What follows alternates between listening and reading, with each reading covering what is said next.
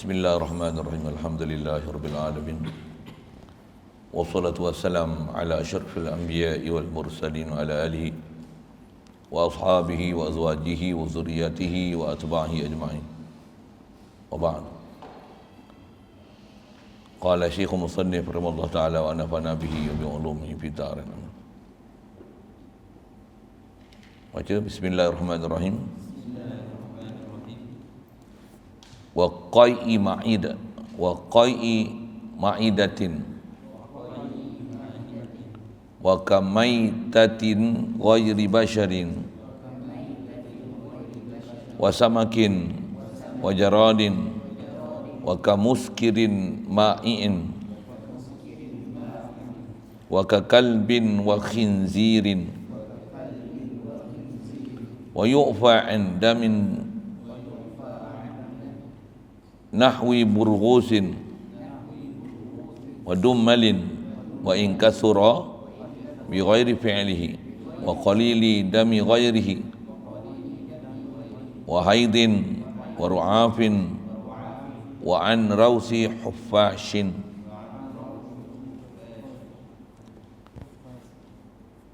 Baik, sambungan kita ni masih bab najis.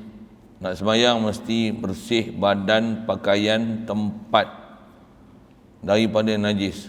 Jadi kita nak sambung ni, nak mengenali satu persatu apa yang dipanggil najis.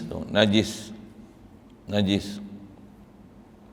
Jadi antara yang telah kita bicara najis, kencing, berak, sekalipun daripada binatang yang boleh dimakan dagingnya, yang kalau kita sembelih, ada khilaf mazhab kat situ. Dalam kita mazhab Syafi'i pun memang ada pendapat ulama yang kata binatang yang kalau dimakan daging dia, yang boleh disembelih, yang kita boleh makan daging dia, kencing berak dia, ada yang kata tak najis. Tapi yang kuat dipakai, yang muktamad, dia adalah najis. Begitu juga antara najis yang terdekat, mazi, wadi, darah, nanah. Kita berhenti dekat tu. Dan seterusnya najis ialah wa qai'i ma'idatin, dan muntah daripada perut. Idhafat tu ma'idah perut, qai' muntah daripada perut. Maksudnya muntah yang datang daripada perut. Apa maksud muntah ni? Muntah ni kalau istilahnya makanan masuk melalui mulut, masuk ke dalam perut, keluar balik ke mulut. Itu muntah. Kalau keluar ikut usus, tu dia panggil kencing berak kan. Yang ni keluar balik ikut mulut. Dan bila sebut muntah ni, termasuk muntah sekalipun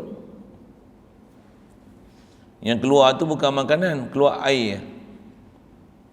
Ada orang demam, kadang demam teruk sangat, muntah-muntah, minum air, wah, keluar. Sekalipun air saja, nama dia muntah dan dia ialah najis.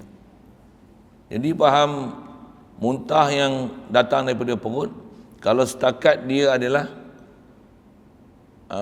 air yang keluar daripada berkumur di mulut, tak masuk ke perut, yang tu tak panggil muntah. Itu air berkumur. Jadi kalau yang tak masuk ke perut, keluar, yang tu tak najis, cuma dicemar. Macam mana air liur bukan najis, tapi cemar. Kita tengah mengaji ni, air peta keluar, najis? Tidak. Jadi nak panggil muntah mesti dia datang daripada perut.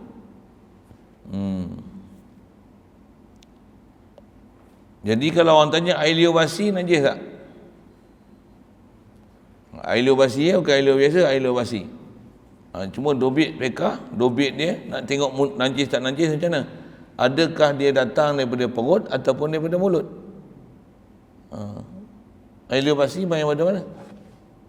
Memanglah basi kan. Istilah basi tu pasal apa? Jawab sikit. Pasal apa? Pasal apa panggil basi? Pasal busuk tu.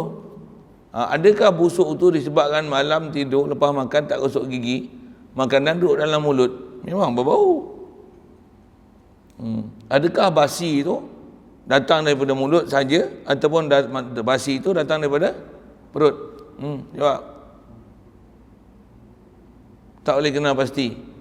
Bila tak pasti datang daripada perut, maka dia bukan najis walaupun busuk. Pasal nama pun air liur basi, bukan muntah basi. Air liur basi. Macam mana pun atas sebahagian ulama kita dia dobit, dia kata macam ni. Nak tengok air yang keluar yang panggil air liur basi ni, adakah dia najis ataupun tak najis? Pertama sekali kata dia, antara ciri-ciri dia, adakah kita tidur dalam keadaan terlalu kenyang?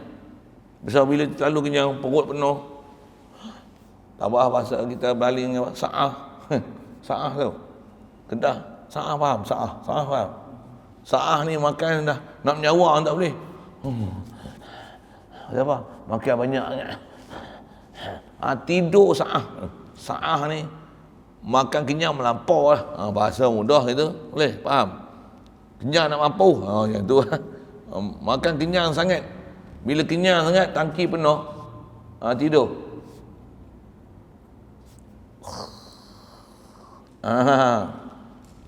Itu adalah antara kaedah nak kenal keluar tu daripada perut. Pasal daripada perut lah tu.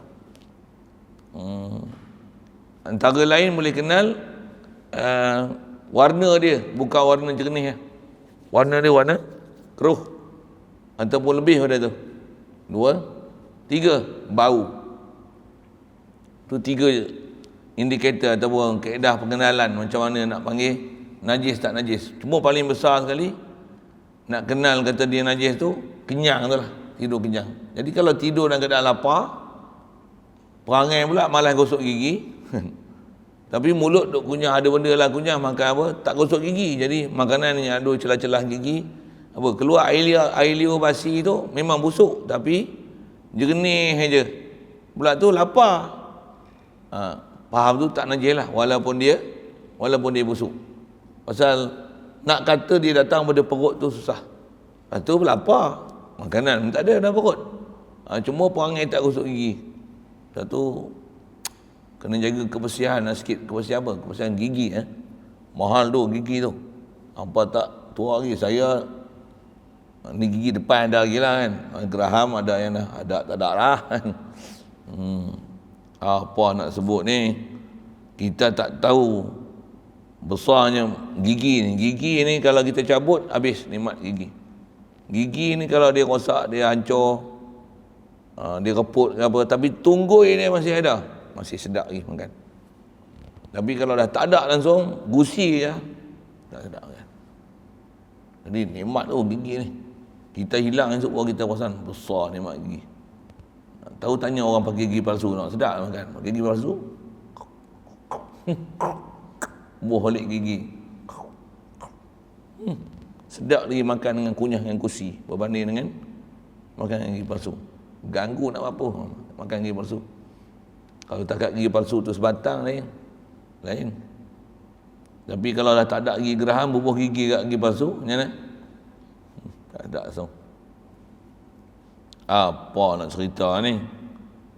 Nak cerita masalah makan, jaga kebersihan tu. Jadi belajar lah, nak tidur gosok gigi, bangun tidur gosok gigi. Memang ajaran syariat. Ajaran syariat ada sunat bersugi. Bila sunat bersugi? Antaranya waktu nak tidur. Nak tidur tu ajar bersuci. Bersuci kencing berak, bersuci gigi mulut, bersuci dengan ada wuduk. Tidur dan ada wuduk. Kalau bangun kencing pun nak tidur balik, wuduk. Belajar tidur dan kena wuduk. Belajar tidur wuduk. Bangun tidur pun bersuci dulu, masuk gigi dulu, sugi dulu. Untuk ambil wuduk, semayang. Apa yang boleh semayang. Itu adalah antara kaedah kita dalam agama untuk praktik jaga kebersihan. Itu pun sebahagian daripada ajaran agama. Bukan ajaran agama ni sembahyang je. Dan belajar perangai jaga kebersihan mulut, kebersihan gigi ni daripada kecil lagi. Daripada kecil. Pasal memang yang tu adalah ajaran syariat. Baik. Jadi asal nak sebut muntah. Satu kucing kalau dia minum air liur kucing najis tak? Air liur kucing najis tak? Najis? Tak. Kucing dia minum, dia jilat air kan?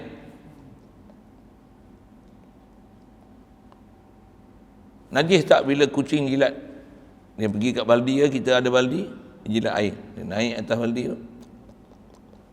Najis tak air bekas jilatan kucing tu?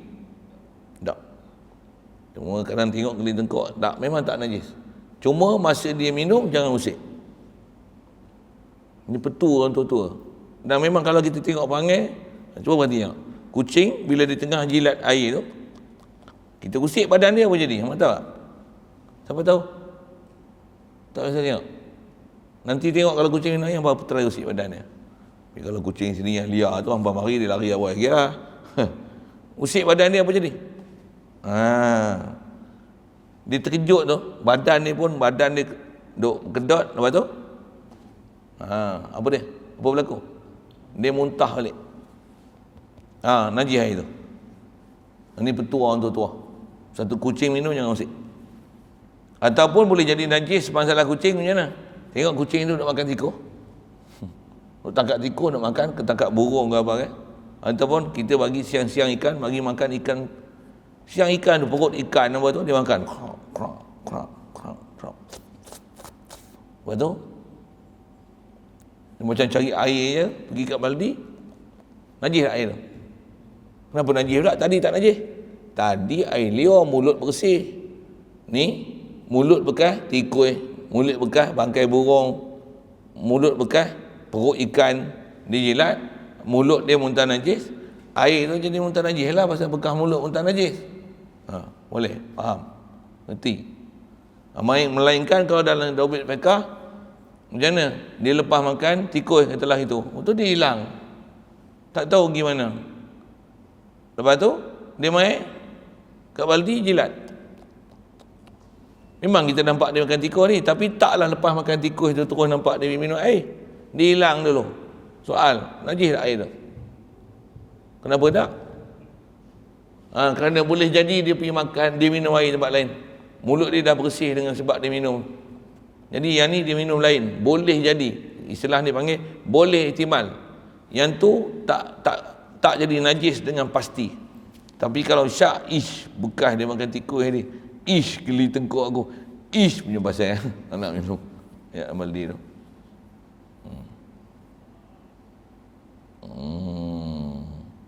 Lagi termasuk dalam jenis-jenis datang daripada perut ni, apa nak sebut, termasuk dalam muntah ni, selalu baby budak-budak bila dia menyusu, dia tag, dia ada istilah jeluak susu, luak jeluak susu, luak susu muntah pasal dia minum muntah. Bila muntah, mulut baby tu najis. Bila najis, mak ni bagi tag susu. Puting yang anak duk isap pun, kalau lepas jeluak susu, mulut budak tu najis, puting susu najis. Kalau kata nak semayang, kena cuci tag. Sorry saya bahasa tag kan, bahasa dahulu dah biasa sebut tag. Puting susu tu kena basuh. Puting susu kena basuh. Puting susu ibu tu lah kan, kena basuh. Sebab pasal mulut dia lepas muntah. Jeluak susu adalah muntah. Luak susu. Jeluak susu faham? Tak tahu. Tak. Ada adik kecil, umur berapa tahun? 2 tahun. Tak biasa ngasuh adik bagi susu, adik muntah kalau susu tak biasa. Kau tahu muntah susu Arnab ya? Dia tahu Arnab ya? Saja sikit tu. Arnab tak tengok dia muntah jeluak susu. Memang anak Arnab menyusu kan. Apa nak tengok. Kadang bila dia menyusu kat mak dia, kita tak bisa tengok kan. Apa nak cerita ni? Cerita susu tu lah. Tak tahu ambil tahu lah. Tegak lah tu. Takkan tak faham kan. Muntah susu. Cuma muntah mulut budak tu, macam mana nak cuci dia? Cuci mulut lah. Nak bagi dia komos lagi. Dia tertelan ayak pula, sakit perut, kembung, bunyi kebuk perut, bum bum bum bum bum. Jenuh pula. Itu macam mana nak cuci mulut dia tu? Dengan basuh lap yang munasabah. Yang munasabah, taklah perlu bagi masuk mulut dia komo-komo, pasal mana dia reti lagi usaha tu kan. Mana dia reti lagi. Cuma bila lepas tu dia menyusu pula.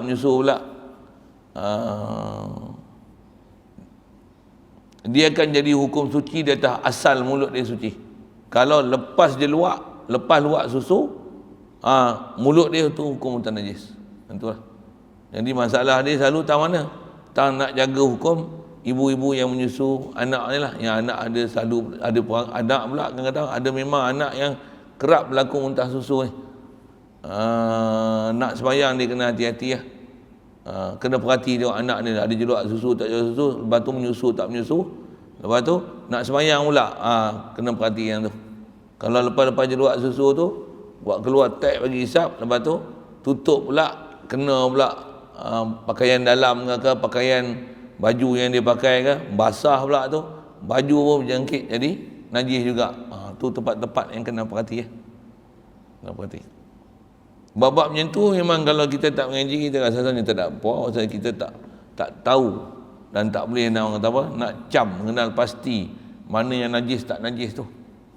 Macam saya sebut semalam bab darah, air, apa yang sebut, yang ikan, yang ayam tu lah yang kat pasar, bab dompet. Begitu juga bab duit, gitu. Bab duit ni, kita beli ayam, duit kita elok, kita pun elok untuk bagi duit kat dia, dia celup air bekas dia pegang ayam, dia ambil duit kita, dia kira-kira baki balik, pegang. Duit tu muntah najis. Pasal bekas tangan dia pegang ayam, bekas tangan dia celup ayam, lepas tu tangan pun main celup dalam baldi je. Jadi najis tu. Najis, duit, najis. Tu duit dalam dompet kita banyak-banyak tu, yang tu bukan yakin najis. Yang tu boleh jadi muntah najis. Nak cermat, nak sembahyang, jangan buruh dompet dalam bukit. Tapi lagi orang kebas pula, orang buat lari tu.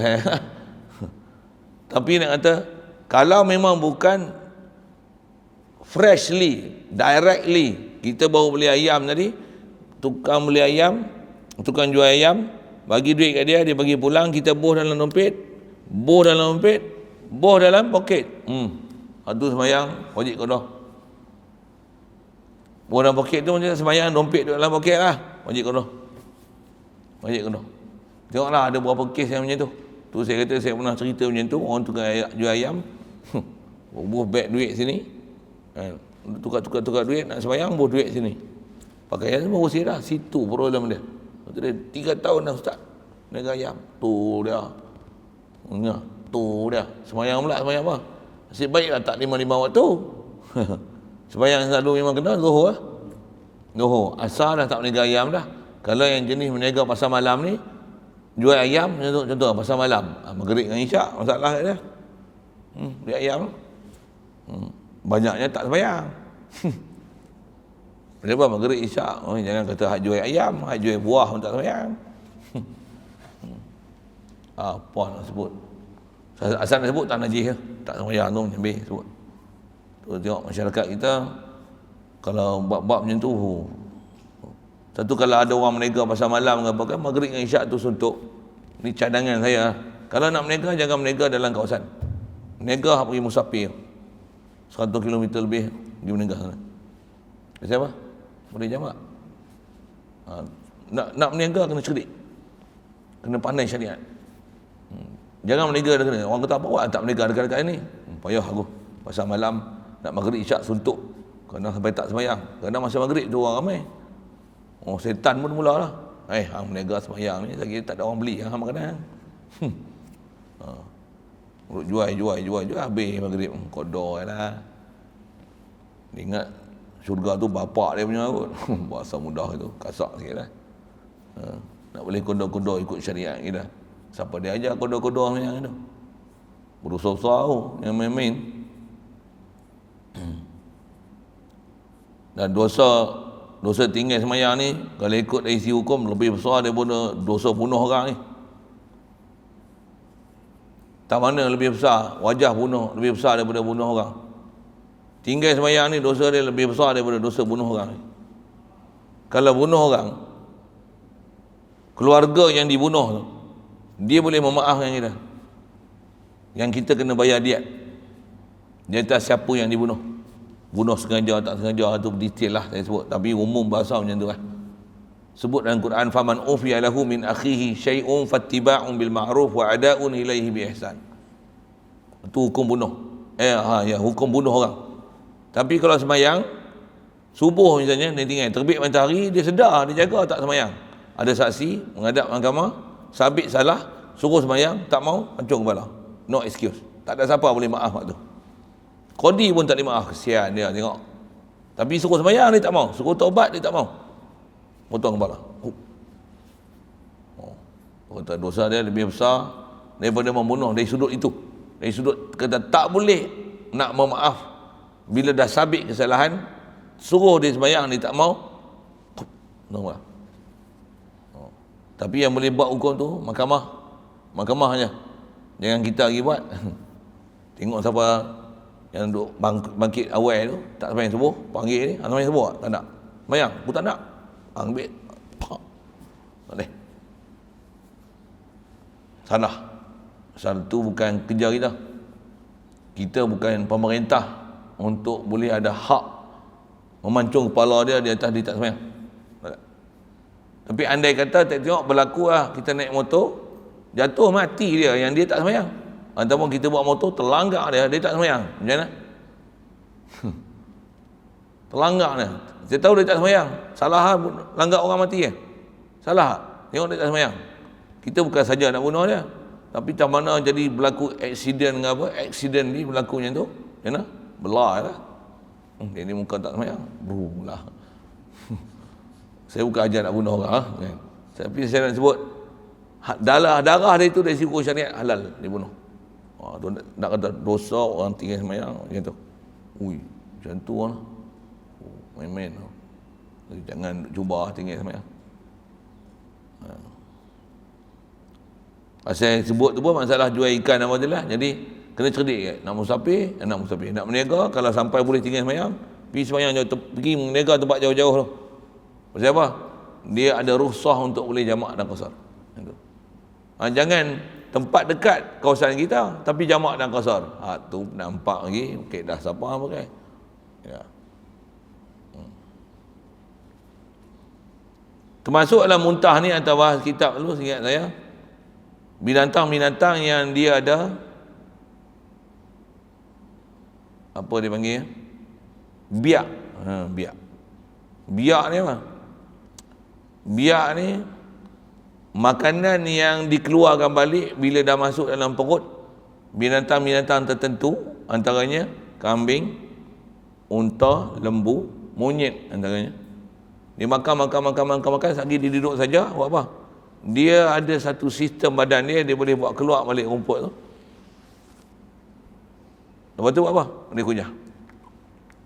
Tadi telan masuk dalam perut untuk ragut. Kambing, unta, lembu, termasuk dalam tu monyet. Dia ragut je, dia bukan kunyah sampai hancur tu. Ragut masuk perut tu. Nanti bila dia ragut masuk kandang ke petang bila dia tak ragut dah tu, dia ada waktu yang dia landing time. Bohbi bahasa itu lah. Waktu duduk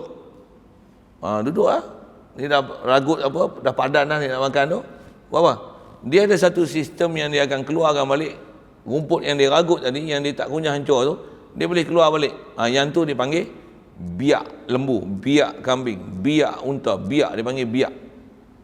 Saya tak ingat bahasa Arab dia disebut.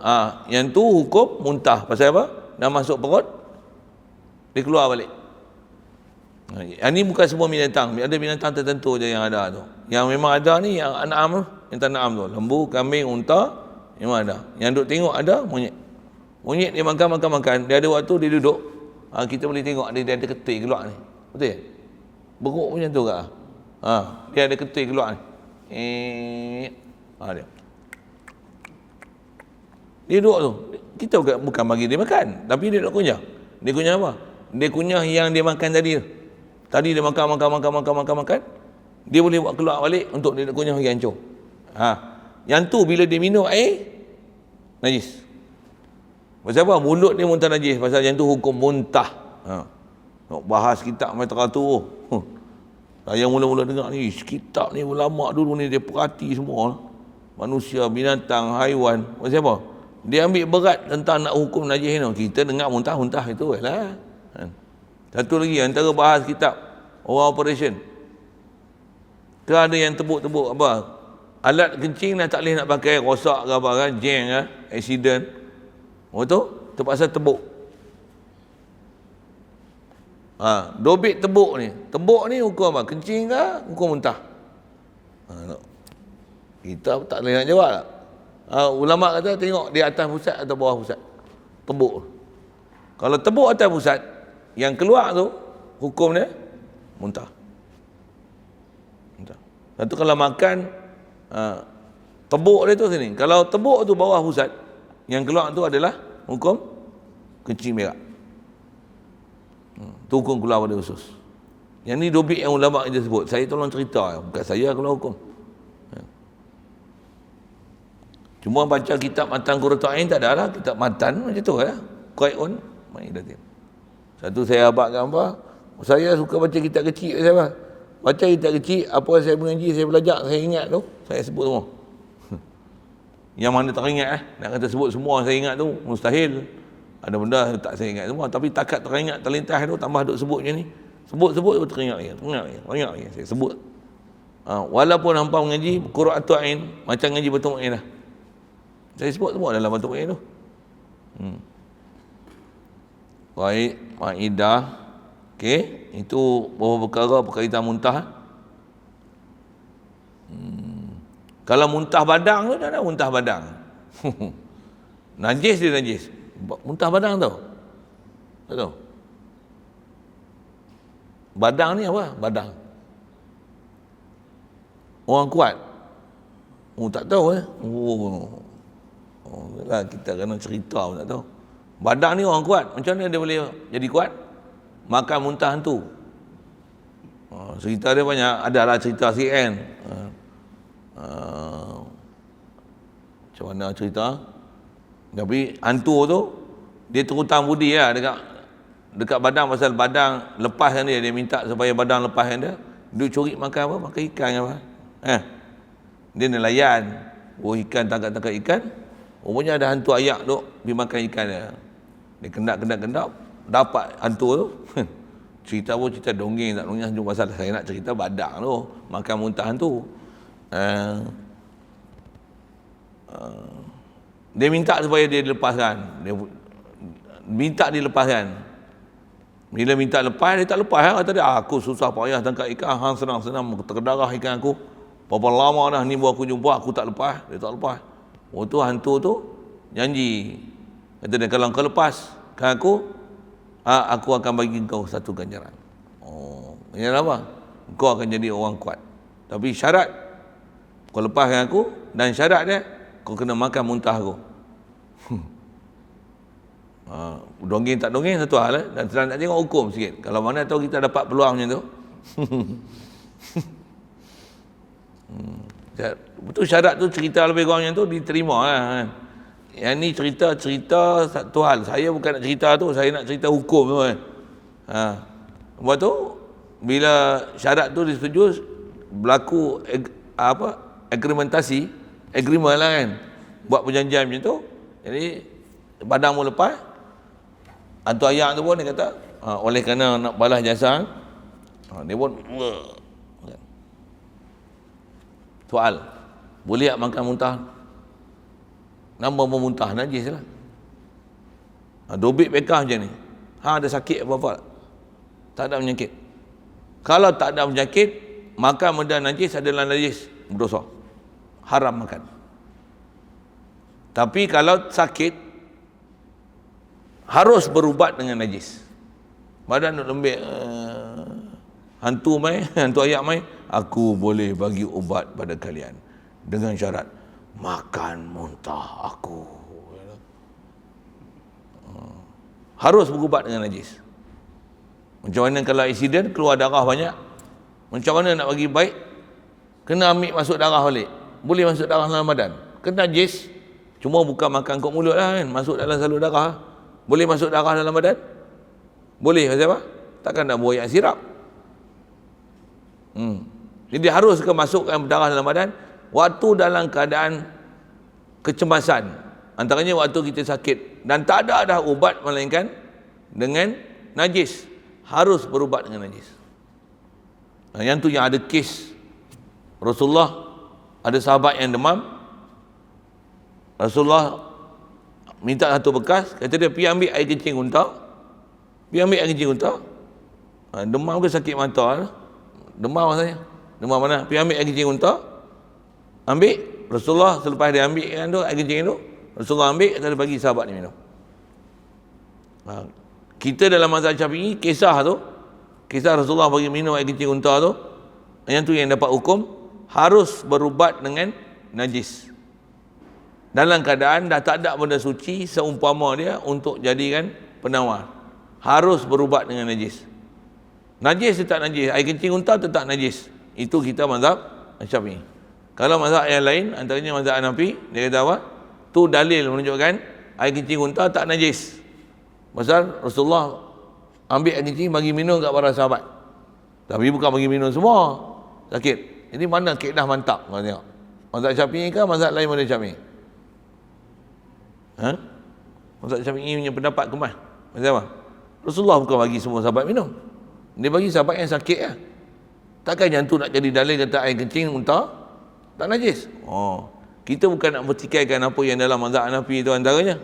Dia kata mana binatang yang boleh dimakan daging waktu kita sembelih, maka kencing berak dia tak najis berdasarkan hadis tu. Kita mazhab Syafi'i kita kata tak. Antaranya qawaid yang disebut oleh Imam Syafi'i sendiri, kata apa? Dalil tu bukan macam tu. Dalil tu nak menunjukkan najis memang najis, pasal kencing berak memang najis. Kita tengok pun kembang tengkok, yang takkan lagi minum. Betul, minum ni pasal apa? Pasal untuk berubat.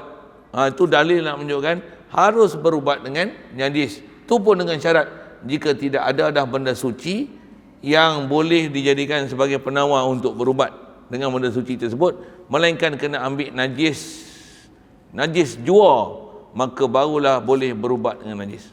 Satu kalau isu-isu vaksin ni kan buat pada babi lah tak babi lah, dah sakit belum? Tak sakit lagi, mana boleh cocok? Kalau dia memang ada babi, memang dia ambil daripada membran sel monyet lah apalah, daripada buah pinggang. Buah pinggang tu membran sel monyet lah, daripada janin yang digugur kan, ambil dia jadikan tempat pembiakan bakteria. Dah jadi ambil bakteria tu lah dia ambil di proses-proses. Dia bukan cuci air mutlak. Yang buat pula orang kafir tu kan faham masalah nak suci tak suci tu. Walaupun dia ambil kuman tu yang dilemahkan, dia ambil spike dia lah apalah, tapi kandungan dia biarkan daripada tempat najis, dia daripada mutan najis lah namanya. Jadi selagi tak sakit mana boleh cocok jika dia adalah daripada sumber najis. Kalau dah sakit dia tengok tak ada ubat lain melainkan kena ambil najis, harus untuk suntik benda najis untuk yang tu dijadikan ubat. Itu pun ketika sakit dan tak ada benda suci untuk dia boleh buat. Itu bahas fiqah. Lepas tu saya tak ambil di sini. Orang faham fiqah orang tak ambil. Saya duduk tengok tutup guru banyak semua tak ambil. Yang ustaz-ustaz moden tak saya kira lah. Ustaz moden. Nama apa ustaz moden? Kepiah betul, okey. Dia tak belajar dengan cara-cara tutup guru ulama dulu. Dia tak sama faham macam-macam ulama-ulama dulu. Cermat tak cermat dia mah. Bahkan kita tengok orang awam pun ada yang cermat setengah tu. Yang kata tutup guru. Orang awam yang tak pernah mengaji pun kadang-kadang tengok fitrah dia Allah Ta'ala bagi naluri dia sama macam orang-orang yang mengaji. Ya, saya jumpa bukan seorang, ramai. Saya jumpa orang awam je, dia tak pernah makan daging ais. Dia tak pernah makan daging ais. Kata daging ais tak gamak nak makan, kata dia. Tak siapa dia sembelih tak tahu. Baik makan daging fresh ni mahal pun mahal lah. Kita tahu siapa sembelih. Tu pun dia berkira lagi. Tukang sembelih tu sembahyang tak sembahyang. Sampai macam tu dia punya berkira. Yang kita ni nak makan untuk mahal, hak ni sekilo 25 boleh lah, hak ni 35 bantai lagi. Kalau dia kata daging kangaroo ke daging babi ke, dah cok lah dia memang tanggung lah dosa kita. Orang yang bermudah-mudah dia kan macam tu. Orang yang cermat apa pula dia tanggung, mu bodoh pergi beli apa, bukan wajib kita pergi beli, bukan wajib kita beli makan daging. Tu sikit nak sebut. Kata ada orang awam yang kalau yang begitu jernih hati sanubari dia, Biasanya pendapat dia nanti kalau tengok dengan ulama, sama dengan pendapat tutup guru dan ulama dan orang-orang yang takwa. Kalau yang berwah ni jangan jangan kata orang awam, hak ustaz pun macam berwah. Sikit kacau sikit bahasa tu. Engkau tu nak pilih agama kena tengok kita nak ikut agama daripada orang macam mana. Kalau ikut dengan geng-geng mudah-mudah macam Wahabi tu, ni bid'ah. Tapi kalau babi tak apa. Ada pendapat yang mengatakan babi ni haram ni, dagingnya tu pun haram makan. Lain benda tu boleh. Kalau kulit babi tuan-tuan beli, tak nak pakai, hantar ke rumah saya pakai. Daripada membazir begitu saya, hantar ke rumah saya pakai. Pasal ada pendapat yang kata kulit babi ni kalau disamak boleh. Ada ustaz-ustaz yang pelak macam tu. Ada tu. Orang awam pun tak terima pendapat macam tu. Ni mufti cakap macam tu. Mufti mana tak tahu lah. Kalau saya panggil mufti babi lah tu. Saya apa? Isu babi dia mesti bagi ulasan. Saya kepala otak babi. Isu babi masuk masjid, orang pergi bunuh macam ni. Tukar kapet, saya nak cuci apa payah. Dengan najis apa datang, gamak geli. Kata dia, ini satu pembaziran. Lagi pun ada pendapat yang mengatakan bukan najis. Yang najis ni hanya daging untuk dimakan. Jadi takat babi masuk dalam masjid tak apa. Itu kata mufti babi. Mufti mana tak tahu dah. Saja saya sikit nak sebut corak pemikiran, pola pemikiran orang-orang yang nama tok guru, ulama-ulama ni lain, beza dengan orang yang biasa, yang modern ni kan. Bunyi modern ni kan. Saya ngaji arwah tok guru kata demo hak modern lain, tak serupa kita ya. Bunyi ulu sikit, sorry ya. Ya kadang bahasa tok guru tu sedap tak bahasa dia tu. Dia punya dengung tu. Tak serupa kita ni, sadap tok guru. Dia punya bunyi kapung dia tu sedap tu. Sadap tok guru. Cara demo tu mudah-mudah, demo malah. Bukan lagi kira kan demo. Baik. Asal cerita tadi muntah, najis, air kencing apa berubat lebih kurang tu. Asal cerita muntah badan ni. Pergi ke najis sikit.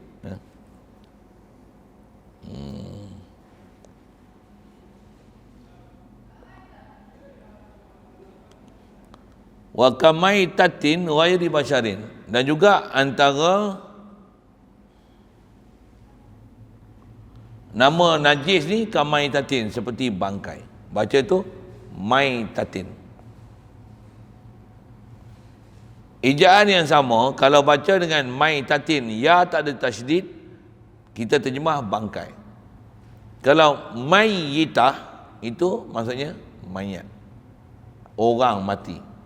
Maitah bangkai, mayyitah mayat, orang perempuan.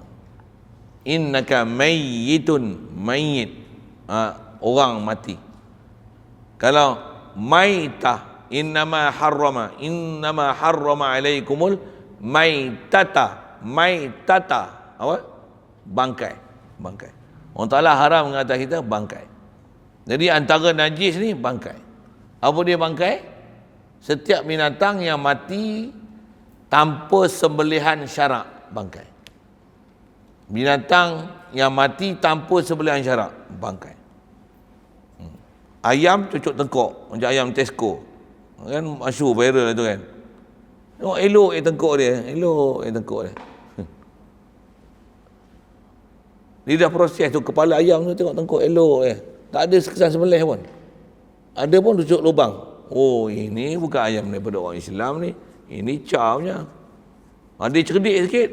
Dia bagi Cina sembelih. Sembelih. Dia kata buat sembelih ada baca bismillah. Ini Cina lah pandai sikit lah. Sembelih bukan sebarang. Wah pun belajar cara sembelih. Ini kena potong 2 urat ini kasi putih. Itu bunyi Cina. Ni Cina cakap Melayu Kedah purenya. Kita pun tahu nak sembelih ke mana. Bunyi kampung. Nak sembelih ke mana, takkan nak putus dia urat tu boleh boleh lah. Memang boleh orang sembelih. Tapi syarat orang sembelih tu mestilah orang Islam, bukan orang kepiak. Bukan saja putih urat. Satu nak beli ayam pun kena tengok tak.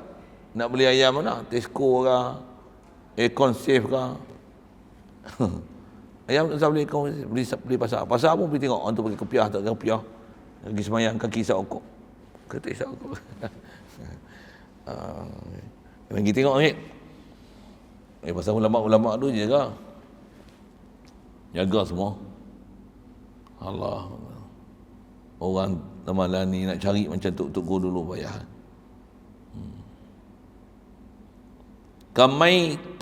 Maitatin, bangkai. Jadi mana-mana binatang yang tak ada sembelihan jarak, bangkai. Tengok lembu gemuk-gemuk. Esok-esok bangun lagi mampu lah. Oh sayang lembu ni. Boleh tak makan? Boleh? Besar lembu tu. 300 kilo. Besar. Padang besar. Ya, duk belah-belah anak tengok anak besar tu mati. Ya, sayang anak ni. Memang nak sembelih lah. Tak ada nak sembelih. Mati je. Bangkai. Takkan tak sayang benda yang dalam syariat kata benda tu bangkai najis. Oh sayang subhanallah. Makan dia. Lagipun baru mati, lagipun niat kita baik. Jaga zaman ni ada pasien-pasien macam tu. Janji niat. Oh jaga. Satu niat satu pasal yang kena faham syariat sama. Ramalan ni apa? Saya contoh niat. Bab niat ni banyak kadang-kadang kita tak perasannya. Buat kutipan untuk bantu Palestin, tapi buat konsert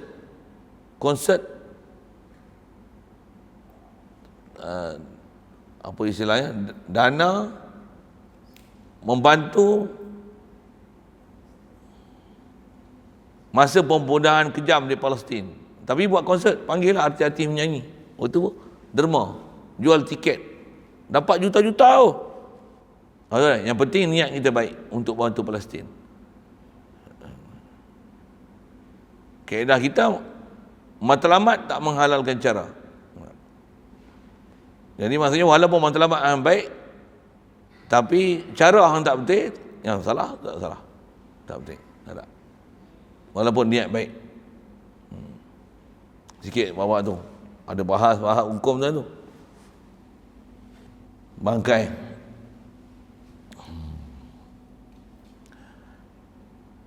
Jadi bangkai najis. Sekalipun bangkai tu bangkai serangga najis. Bangkai nyamuk, bangkai kekatu, bangkai kumbang. Satu tempat-tempat yang banyak serangga ni, masjid tu siap dia kena ambil berat sikit lah. Pasal apa? Bangkai. Tambah kita pula di masjid nampak benda-benda macam tu, kalau biar buanglah. Tu bidadari syurga tu. Mas kahwin bidadari syurga. Apa maksud dia? Bila kita buangkan benda yang kotor dan najis dan cemar daripada masjid, keluar daripada masjid, dia adalah hukum bersedekah. Macam tu lah. Pahala besar tu. Satu nak cuci najis, binatang mati apa, bukan nanti tok siap. Bahkan siapa yang tengok ada najis, wajib atas dia buang. Satu, saya sebut dah, kita gotong royong hari Jumaat, antaranya cuci masjid. Cuci masjid dulu, baru cuci kat luar. Semua kapet, vacuum, celah-celah mana kadang kita tak pergi tempat tu, kita biar berabuk. Takkan nak biar berabuk terbaik macam tu kan. Belakang-belakang tu duk ada besi staging apa tu, bersih kan semua, sapu lap mop, mana ada habuk-habuk tempat-tempat tu, mana yang berterabuk susun. Masjid biar bilik kita tak kemas apa, dalam masjid jangan tak kemas. Yang tu pun satu prinsip nak kena ambil. Masjid mesti kemas. Orang main-main tengok masjid dulu. Oh masjid besar. Oh 2 lapis. Ui tangga mana ni? Ni kayu hutan ni. Lawa agak tangga ni. Masjid mesti kemas. Masjid mesti kemas. Masjid ada kawan. Pondok tu dia. Selekeh be. Masjid mesti kemas. Dia punya main point tu mesti kemas. Macam mana pun pondok pun kena kemas ya. Zaman saya dulu masuk pondok, apa tahu? Masuk masjid macam masuk masjid lah. Masuk pondok, punya dia orang jaga pondok ni, kemas dia buat macam masuk hotel. Tengok pondok luar buruk gua. Masuk pondok dia, siap ada langsir. Kita ingatkan langsir bodoh dia macam tu. Masuk tu dia pondok dia. Dia punya belanja murah je, langsir bodoh je, tapi dibuat cantik lah. Kemudian decoration itu dia buat lipat. Siap ada langit-langit langit-langit tu. Bukan pergi pasang langit atas pun. Langit-langit lah, dia ada kain buat. Ada bunga-bunga dia ikat. Repair murah lah. Kata dia, rajin lah. Bagi selesa sikit, sejuk mata memandang lah. Duk, nak terang macam kita pun kalau ambil gambar lah. Macam duk hotel. Itu orang yang ambil perhatian kan. Yang tak ambil perhatian ni tu dia. Duduk tengok rumah comel. Masuk dalam tu dia. Macam kandang Cik Siti. Ada orang kereta kadang-kadang tengok bagus kan. Tengok dalam luar tengok comel, bersih, mengelik kan. Masuk dalam kereta tu dia. Besar apa? Ada terbalik. Kereta tengok dengan bertampang, kemik. Masuk dalam kereta macam mana? Hush. Macam superstar punya kereta. Bersih, aircon, laju lah tu. Piu. Kereta buruk saya lah macam tu lah. Orang tengok kereta saya pergi KL. Masa tu plate dia PAV 5558. Bukan 5888. Yang tu Cina berebut nombor plate tu. Ni 5558. Saya punya nombor kereta tu PAV tau. PAV. Toyota LE. Dengan bertampung dia hak luar ni tengok tu dia cat pun tengok ini katok. Kita spray sendiri. Mana kemik-kemik tu katok lebih kurang, gosok kertas basiak, bubuh dia punya simen tu buat sendiri. Ambil tempat scratch apa? Tempat lapis hak tu congkir cat tu. Pakai hak tu ya, sapu sek. Biar bertampung. Tapi kalau bawa boleh kelahi dengan orang.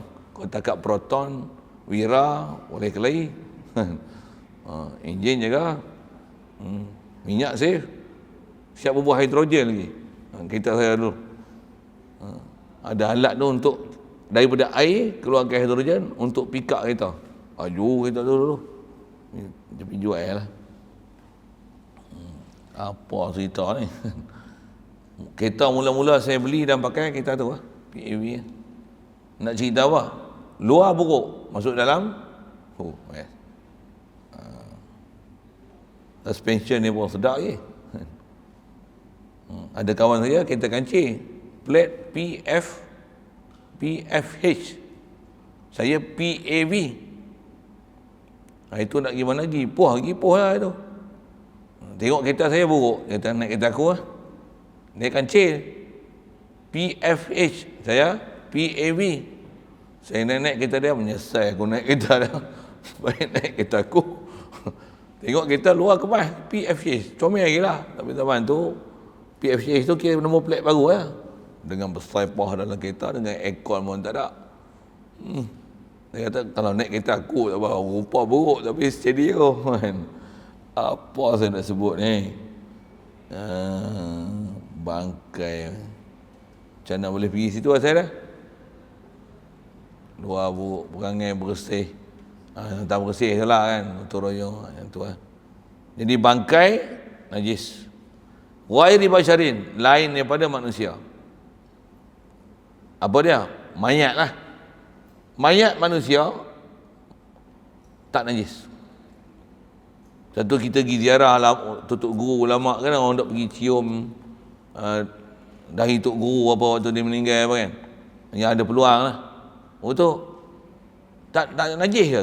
Kucuk dahi dia ke apa? Tak najis ke? Tak. Pasal mayat manusia tak najis. Yang tu antara ulama tafsir ayat Quran, walaqad karramna bani Adam.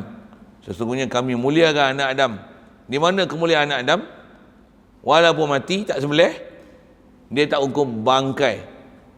Kita pegang dia tu tak jadi najis dengan kita pegang dia. Tapi kalau adalah bangkai arnab, pegang najis. Pegang dengan tangan macam ni, najis. Basuh. Wajib basuh. Maksudnya apa? Bangkai.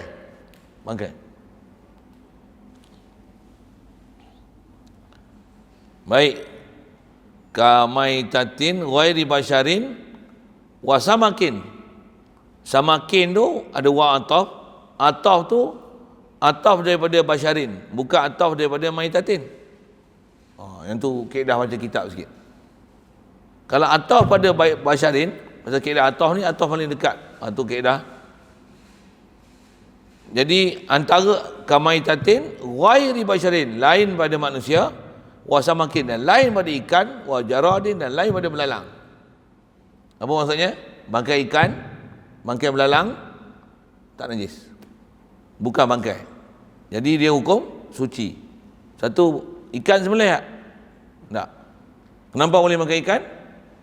Ikan walaupun mati tak sembelih, dia tak hukum bangkai, dia hukum suci.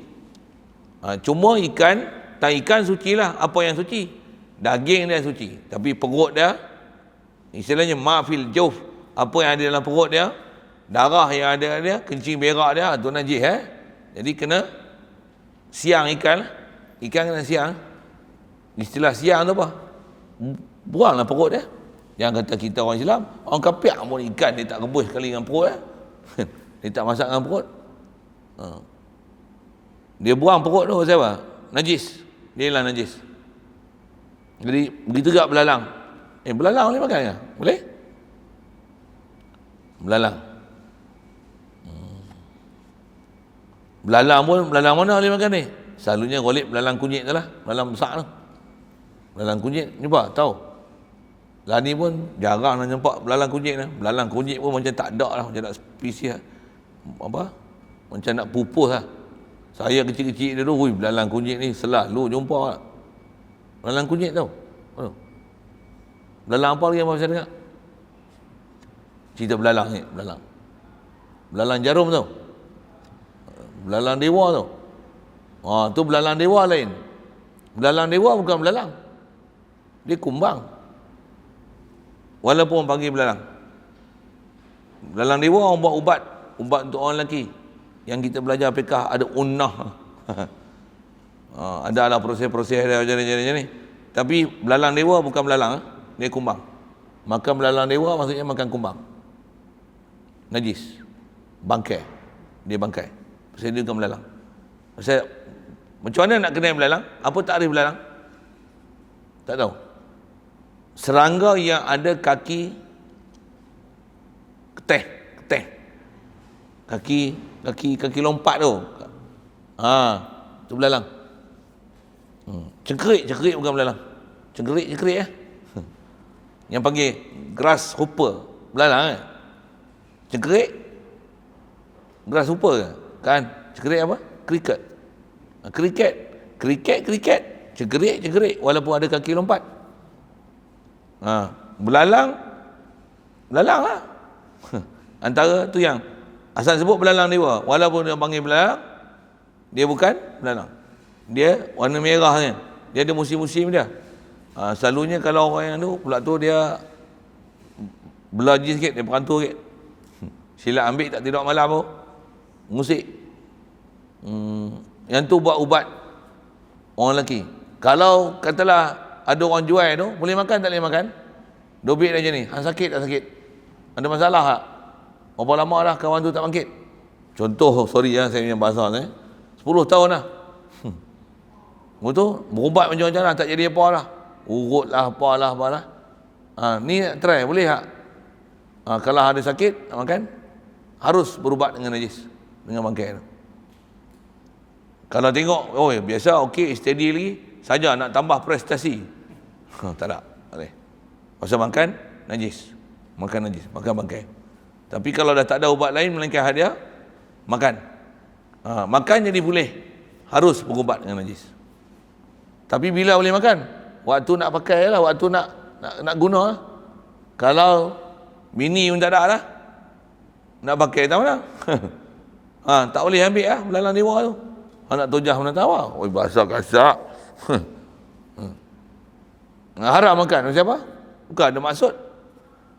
Kalau ada bini, ada masalah tu, harus berubat dengan najis untuk berubat. Tu kaedah fiqh kita tu. Kawaid yang sebut ulama. Jadi ataf tu ataf daripada basyarin, ghairi basyarin wa samakin wa jaradin. Jangan atoh kamaitatin. Kalau atoh dan kamaitatin, dia akan hukum najis lah. Antara najis ni seperti bangkai dan ikan dan belalang. Dia akan maknanya tu. Jadi ikan dan belalang najis lah. Kan? Ikan dan belalang tu atoh pada basyar. Kamaitatin tu bangkai, ghairi basyarin wa samakin, ai wa ghairi samakin wa jaradin wa ghairi jaradin. Itu cara nak baca kitab. Atau ini memang tempat-tempat yang kita akan jumpa nanti, tambah ke depan nanti. Tak kena cara atof, dia akan masuk macam lain. Agak sikit. Baik, ikan belalang. Dan kaedah kita mazhab Syafi'i bila sebut ikan, termasuk ikan ni ketam, sotong, siput, kerang. Dobit dia apa? Yang memang dia duduk dalam air, dia tak akan ke darat sama sekali. Dia termasuk dalam ikan. Kita mazhab Syafi'i. Kalau Hanafi tidak, ikan adalah ikan, memang ikan. Kalau udang tak boleh makan. Pasal udang bukan ikan, ketam bukan ikan, sotong bukan ikan. Dia tak makan sotong, ketam, kerang, dia tak makan. Dia makan apa? Makan ikan sahaja. Kita mazhab Syafi'i termasuk dalam ikan semua binatang yang duduk dalam air, baik air masin atau air tawar, yang dia tidak akan ke darat sama sekali dengan ikhtiar. Itu adalah takrif ikan. Itu kerang boleh makan? Boleh? Memang nak makan kerang kan? Kenapa boleh makan kerang? Ada kerang yang memang ambil dalam laut. Ada kerang yang kita pergi ambil kat pantai, ada. Kadang kat pasir pantai tu, tepi pantai tu, bila air surut, mana? Korek-korek pasir tu, jumpa kerang. Apa dia selalu ada kat pantai ni? Remeh. Lagi apa? Dia orang tak tahu bab siput ni. Siput pun macam nama siput, kita pun tak larang nak sebut. Siput apa yang hamba tahu? Dia dobek situ lah. Kalau dia duduk dalam air, dia tak akan ke darat sama sekali. Dengan ikhtiar dia ke darat, boleh makan. Itu yang ketam boleh. Ketam pun syarat ketam yang tak ke darat. Kalau ketam yang tepi pantai yang kepik besar sebelah tu, duduk main dalam lumpur, tak boleh makan. Ikan belacak tak boleh makan, walaupun nama ikan. Maksudnya apa? Dia boleh ke darat, dia main kat ombak tu. Ikan belacak tak boleh makan. Kalau nak buat ubat kawan tu pun buat ubat juga. Kalau sakit, ada masalah, harus berubat. Tapi saja-saja nak ambil makan ikan belacak, tak boleh makan. Pasal ikan belacak, dia istilah binatang yang tak boleh makan, pasal dia ke darat dengan ikhtiar. Dia ke darat dengan ikhtiar, pasal dia main kat air. Dia boleh naik atas batu, naik atas tunggui, duduk relax je. Ada waktu dia terjun balik masuk dalam air, tak boleh makan. Tak boleh makan.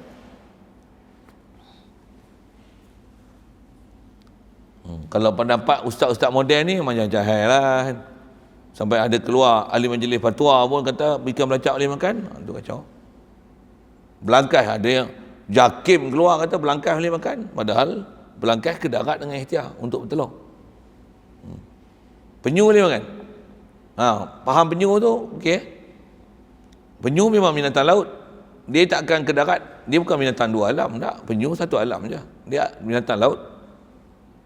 Yang jantan dia tak pernah ke darat, melainkan dia asal menetas di pantai, masuk dalam air. Lepas tu tak pernah ke darat lah. Kalau penyu betina aja akan ke darat, tu pun bertelur. Semata-mata untuk bertelur. Di atas semata-mata untuk bertelur tu, tak boleh makan penyu. Pasal nama dia ke darat dengan ikhtiar. Padahal penyu betina aja, penyu jantan, sekali spesies dia tak boleh makan. Belangkas, bila bertelur, jantan ikut sekali betina. Dia pasangan setia. Melangkah. Betina pergi bertelur, jantan ikut sekali. Dia bertelur. Dia akan bertelur di pantai. Tak boleh makan melangkah. Tapi ada restoran melangkas. Yang ni yang kacau lah. Kacau. Tambah pula ada pendapat. Tu kacau juga. Lepas tu saya tak ajar fiqah dengan kaedah ada pendapat. Walaupun sambil itu saya sebut ada Hanafi apa, saya sebut macam tu lah. Nak kata ada pandangan fiqh mazhab lain, ada. Tapi saya takkan cerita melainkan yang kuat yang dipakai, yang ni mutamat, tak ada siapa kelai yang ada. Tapi ada pendapat. Itu cerita pula. Sebenarnya lagi afdal keluar pada khilaf. Tak payah ceritalah kalau itu pendapat yang khilaf tu cerita apa? Cerita hak mutamat tu, waktu senang. Orang pakai, seru, siap. Melangkah boleh makan, tak boleh makan. Belacak boleh makan, tak boleh makan. Pasal apa? Ciri dia macam ni, saya sebut lah tadi kan. Apa dia, boleh tak boleh tu. Ni lagi duk khilaf. Nak makan, lantang nak makan. Kalau geram je tu lah bahasa dia.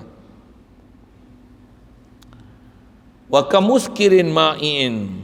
Ini pun panjang juga ni. Tu kata baca kitab, kalau baca terjemah ya pendek ya, sekejap ya habis. Tapi nak ambil faham tu. Nak sebut muskir ni pasal nak sebut masalah arak dan nak faham betul. Masa lagi lewat sangat, tak ada nak rehat. Ada tugasan sikit. Situ dulu. Yang ada saya sebut malam minyak wangi apa kan, yang ada alkohol tu. Nak kena faham alkohol. Pasal ustaz-ustaz model ni boleh ya pakai alkohol. Kata dia ada sikit kandungan alkohol dalam minyak wangi maka boleh pakai. Tak pakai, nampak tu. Walaupun ada ustaz-ustaz yang popular sebut macam tu, tak boleh pakai. Dia kata pasal kandungan alkohol tu sikit, maka najis sikit dalam alkohol tak apa, dimaafkan. Siapa dia ajak? Kaedah kita kalau najis, air sebaldi, air kencing setitik, najis tak? Najis. Minyak wangi ada alkohol sikit, najis. Kenapa najis? Nanti nak sebut, insya-Allah. To be continued. Nak sebut tu panjang. Kita tunggu dulu. Kita berhenti tentang kamuskirin ma'in wa kalbin wa khinzir. Situ dulu. Ada soal berkenaan kita bicara asal hari ini, bab muntah, bangkai lain pada manusia, ikan belalang. Kita belajar tu. Ketam, dobit dia tak ke darat. Nak kenal dia antaranya dia ada kaki dayung. Dia ada kaki bawah tu. Salah satu kaki dia tu kaki leper macam orang bajak sawah bulat tu.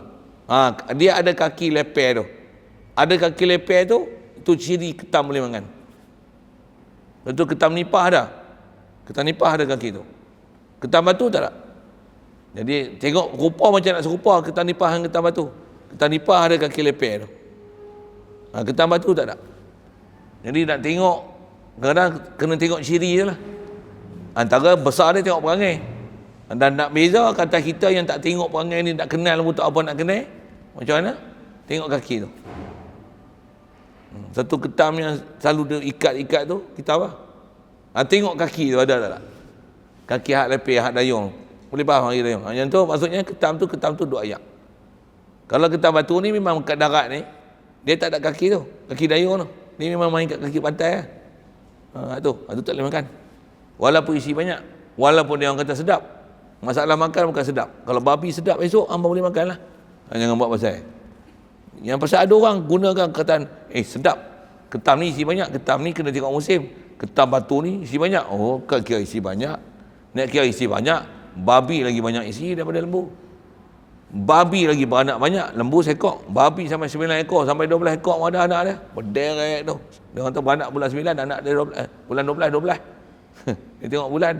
Kalau beranak bulan 1 tu yang babi tunggal tu, besar tu. Kalau beranak bulan 12 ekor babi. Anak dia. Baik pula babi.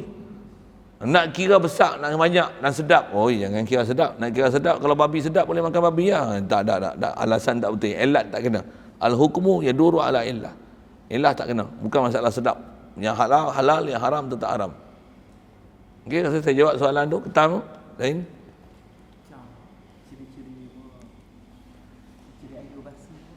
Oh, 3 tu. 1, tidur dalam keadaan terlalu kenyang. Kedua, warna dia tak warna jernih. 3, bau busuk. Kalau hanya ada bau busuk, warna jernih dan perut lapar, tak ada lah. Walaupun nama pun air liur basi. Air liur basi ialah air liur, bukan muntah. Jadi boleh kenal nama muntah, dia keluar pada perut. Pertama sekali tak makan banyak. Tidur dalam keadaan atau lena dalam keadaan kenyang. Kenyang pun bukan kenyang, terlalu kenyang. Yang tu nak boleh jadi air liur basi. Warna, bau, kenyang. 3 tu. Macam mana pun kalau kata memang bau busuk, kita pun tak larat nak bau. Tapi tengok jernih kita pun bukan nak makan apa saat tidur, kita makan petang. Tidur pukul 11 12 tu kan. Betul macam mana? Tak, walaupun bau. Tak. Boleh pilih yang tu, boleh. Seciri dia ada jernih walaupun busuk. Dan kita pun tak makan kenyang. Kita pula malam memang tak makan pun. Contoh, sah untuk pilih atas kata dia memang bukan najis, dia ialah air liur, dia bukan muntah. Okay?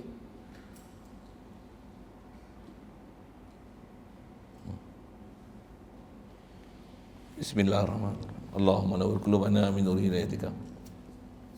Kama nawwartal arda min nuri syamsika abadan abada bi rahmatika ya arhamar rahimin warzuqna fahman nabiyyin wa hifzal mursalin wa ilhamal malaikatil muqarrabin wa sallim tasliman ala jamil anbiya'i wal mursalin walhamdulillahi rabbil alamin.